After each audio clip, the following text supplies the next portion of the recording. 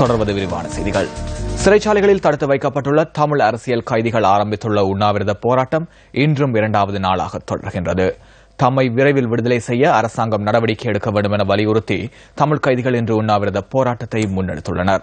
Colombo magazine, Anuradhapura உள்ளிட்ட பல சிறைச்சாலைகளும் கைதிகள் உணவை புறக்கணித்து உண்ணாவிரதத்தில் ஈடுபட்டுள்ளதாக சிறைச்சாலைகள் ஆணையாளர் நாயகம் ரோகண புஷ்பகுமார சுட்டிக்காட்டினார். கைதிகள் தமது கோரிக்கைகள் அடங்கிய மகஜர் ஒன்றை கையளித்துள்ளதாகவும் அவர் கூறினார். நாடளாவிய ரீதியில் உள்ள சிறைச்சாலைகளில் மொத்தமாக 201 அரசியல் கைதிகள் தடுத்து வைக்கப்பட்டுள்ளனர். இவர்களில் 197 ஆண்களும் 4 பெண்களும் உள்ளடங்குகின்றனர். இவர்களில் 40 பேர் நீதிமன்றத்தினால் தண்டனை வழங்கப்பட்டவர்கள் என்பதுடன் 161 பேர் தொடர்பிலான சட்ட நடவடிக்கை இடம்பெற்று வருவதாக சிறைச்சாலைகள் ஆணையாளர் நாயகம் கூறினார். இவர்களில் 109 பேர் மெகசின் சிறைச்சாலையிலும் 30 பேர் அனுராதபுரம் சிறைச்சாலையிலும் தடுத்து வைக்கப்பட்டுள்ளனர். ஏனையவர்கள் வெலிக்கடை, போகம்பர, திருகோணமலை, களுத்துறை, மட்டக்களப்பு, பதுளை, காலி, நீர்கொழும்பு, யாழ்ப்பாணம், பொலனறுவை மற்றும் மொனராகலை சிறைச்சாலைகளில் தடுத்து வைக்கப்பட்டுள்ளனர்.